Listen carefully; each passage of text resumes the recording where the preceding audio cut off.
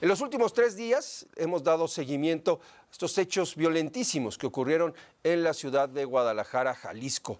El asesinato de Alberto Prieto Valencia, un empresario, comerciante que operaba en el mercado de abasto de Jalisco. Él fue asesinado, al igual que su hija y uno de sus escoltas. 4 escoltas más resultaron heridos en una operación de verdad impresionante.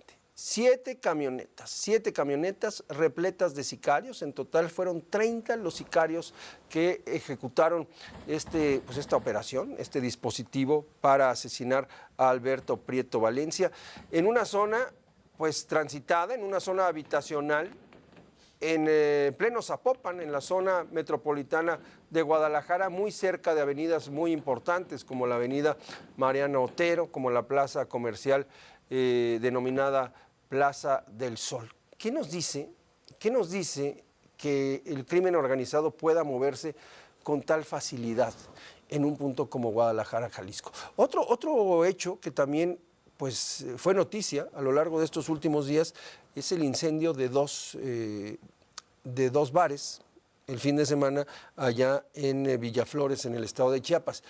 Y llama la atención que también los sicarios eran 25 delincuentes fuertemente armados a bordo de camionetas tipo pick-up que avanzaron y avanzaron sin que nadie los detuviera. ¿Qué está pasando en este país? Que de repente estos auténticos batallones de sicarios se mueven con toda facilidad sin que nadie se dé cuenta o sin que nadie haga nada. Son dos cosas muy distintas. Vamos a hablar con David Saucedo, usted lo conoce bien porque es un comentarista frecuente aquí, analista frecuente aquí en el espacio de José Cárdenas. David es consultor en seguridad, experto en temas que tienen que ver con la violencia y a quien siempre saludo con mucho gusto. David, ¿cómo estás? ¿Qué tal, Primitivo? Qué gusto saludarte a ti, al auditorio, a tus órdenes. Un gusto saludarte en este último día del año. David, si quieres comenzamos con el tema de Guadalajara, el asesinato de Alberto Prieto Valencia. ¿Qué te dice que a plena luz del día, a las 10 de la mañana, en una zona habitacional, una zona tranquila, de nivel de clase media alta, pero rodeada de avenidas importantes, puedan moverse así, con toda impunidad, como si fueran invisibles, pero no lo son, ¿no? Insisto, es una especie de batallón del crimen organizado que llega y durante 10 minutos dispara. Se encontraron más de 200 casquillos de bala y nadie se apareció de parte de las autoridades. Tienes toda la razón, Primitivo. De hecho, ya es un patrón de conducta, eventos de alto impacto que ocurren en la zona metropolitana de Guadalajara, tal y como tú refieres, en zonas de alta plusvalía, en donde, a pesar de que hay incluso sistemas de videovigilancia, no solo de las corporaciones de seguridad pública, sino también de empresas del sector privado contratadas por comercios, por empresas, para tener en resguardo sus respectivos perímetros, no haya como tal una reacción por parte de las autoridades. Hace poco incluso las autoridades de Jalisco dieron a conocer que había un tiempo de respuesta muy reducido cada vez que había una llamada al 911 para la denuncia de delitos de alto impacto. Pues esto no operó en el caso del evento que estamos comentando. Es evidente, sabemos qué es lo que realmente sucedió. En las distintos sectores en los cuales se divide la zona metropolitana de Guadalajara, pues hay una connivencia entre los grupos criminales y los comandantes de sector a efectos de que les permitan poder realizar estos eventos de alto impacto, masacres, multihomicidios, balaceras, incluso para que no haya un seguimiento como tal de los vehículos en donde se transportaron los agresores en el sistema de videovigilancia. Pero esto ocurre incluso también en zonas, te reitero, de muy alta plusvalía desde hace tiempo en la ciudad de Guadalajara. Esta zona en particular es dominada por el cártel Jalisco Nueva Generación.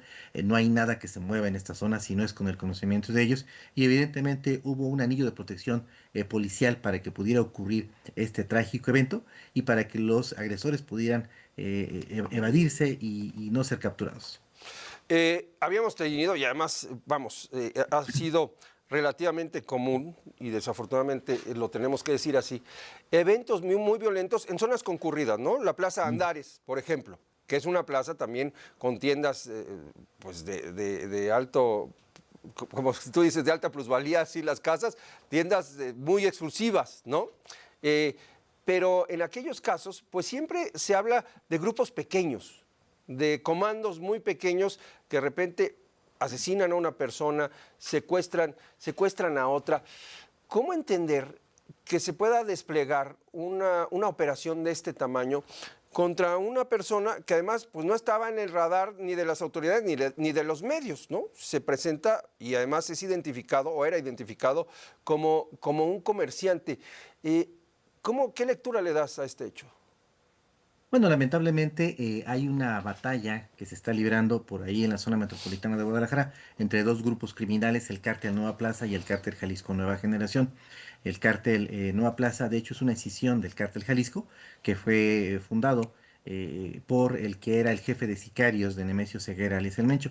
Este grupo sigue operando a pesar de que su líder fue capturado, ejecutado, videograbado incluso en el Ujú, momento de su ejecución por las células de Nemesio Ceguera alias El Mencho. Desde hace tiempo en la central de Abastos se menciona insistentemente la central de autobuses, la central de Abastos, que hay un trasiego de drogas, es decir, que hay sustancias ilícitas que llegan, son camufladas como si fueran comestibles y que se trasladan hacia distintos puntos de la ciudad, aprovechando las propias redes de distribución y los canales por los cuales se puede acceder a la central de Abastos.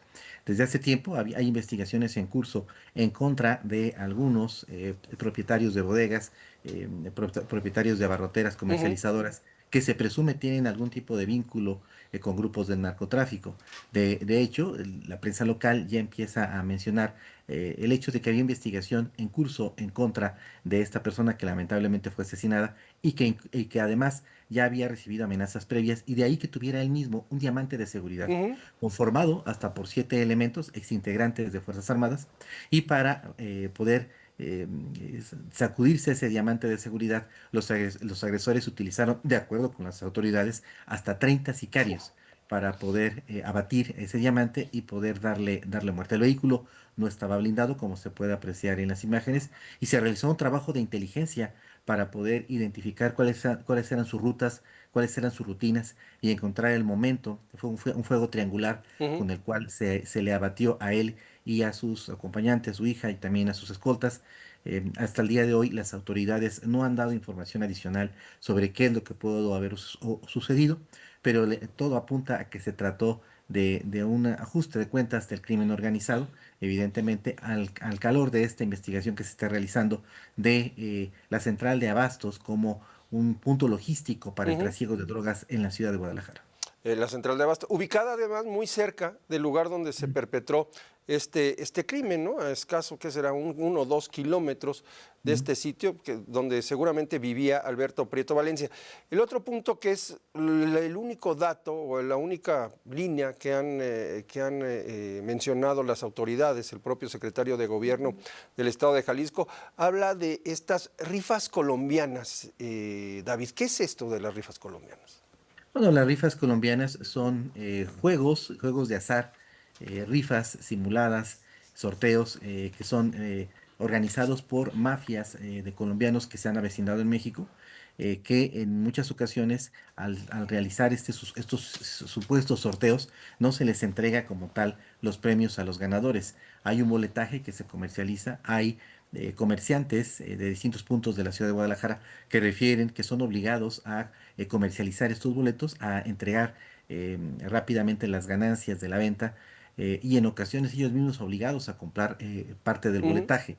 Pero al final, después de que se realiza el supuesto sorteo, los ganadores no reciben ninguna compensación, ningún premio. Se trata de un fraude, es muy similar a los préstamos gota a gota, en Correcto. donde son sorteos express que se realizan incluso al día para la rifa de supuestas cantidades en efectivo o también de vehículos o artículos de alta gama. Pero de acuerdo con investigaciones de la propia Fiscalía de Jalisco, se trata de engaños que están realizando estas mafias criminales con el objeto de obtener un recurso rápido en la comercialización al minorista de este boletaje. Por último, David, quisiera volver al principio. A mí me sorprende y me alarma mucho que estos convoyes de la muerte, ¿no? Un convoy de la muerte que integran, pues en el caso de Guadalajara, 7 camionetas, en el caso del estado de Chiapas, varias camionetas más con 30 y 25 sicarios respectivamente, se puedan mover con toda facilidad, sin que nadie los detenga, sin que nadie los vea, sin que nadie se dé cuenta, y estoy hablando de las autoridades. Y eso no solamente pasa en Chiapas y en Guadalajara, que son lugares muy distintos, ¿no? Chiapas, un estado con poblaciones deprimidas, un estado de los más pobres en el país, y de ahí lo dicen los hechos, y Guadalajara, una ciudad potente, una de las 3 ciudades más importantes de la República Mexicana. ¿Qué nos dice? Que pues todo el país está en una condición similar. ¿Qué se necesita para darle la vuelta ante, pues yo no diría que la claudicación, pero sí esta derrota, ¿no?, de las autoridades locales y federales, que son imposibles siquiera de darse cuenta de por dónde están los grupos criminales, quienes transitan y operan con toda impunidad? Bueno, por un lado vemos esquemas de complicidad, de sinergia, de connivencia político-criminal. Los grupos del narcotráfico saben que tienen que tener de su lado a las autoridades de los 3 niveles de gobierno y lo hacen, financiando proyectos políticos, acercándose a candidatos que después se convertirán en alcaldes o gobernadores. En otros casos, estos convoyes de la muerte, como bien los etiquetas, se desplazan debido a que el Estado mexicano carece de los recursos humanos, financieros y materiales para cubrir de manera simultánea tantos incendios, tantos conflictos que hay en todo el país. Por otro lado, las presiones de Washington han obligado a que un contingente importante de elementos de la Guardia Nacional estén custodiando la frontera norte o sur, realizando labores de policía migratoria para contener a las caravanas de migrantes mexicanos y centroamericanos que van en busca del sueño americano. México invierte más o menos el 6% del producto del PIB en Procuración de Justicia y Seguridad Pública. Tendríamos que estar invirtiendo cuando menos el doble, Ujú. 12 puntos, como lo hizo Colombia en la década de los 90 para enfrentar esa marea de guerra que hubo en su momento del conflicto con los cárteles de la droga. El gobierno federal hizo mucho alarde de que habían triplicado en poco tiempo la cifra de elementos de la Guardia Nacional. La vieja Policía Federal Ujú. alcanzó algo así como 50,000 elementos. La Guardia Nacional ya rebasa los 150,000, pero aún así se ve con claridad a raíz de estos eventos de los que estamos hablando, que son insuficientes. Tendríamos que tener cuando menos medio millón de elementos para apenas empezar a cubrir muchos de los conflictos que Ujú. tenemos en Zacatecas, Michoacán, Jalisco, Ciudad de México, Guanajuato. El estado de fuerza que tenemos no alcanza, la cobija no alcanza para cubrir todo el territorio nacional. Pues David, muchas gracias por el análisis, muchas gracias por tomar esta comunicación y muchas gracias por estar presente a lo largo de este año. Te deseo lo mejor a ti, a toda tu familia, a tus colaboradores, que vengan grandes cosas en 2026. Al contrario, Primitivo, yo muy agradecido contigo, con Pepe, con Radio Fórmula, por darme la oportunidad de estar con ustedes. Gracias. Ahí está David Saucedo con la información.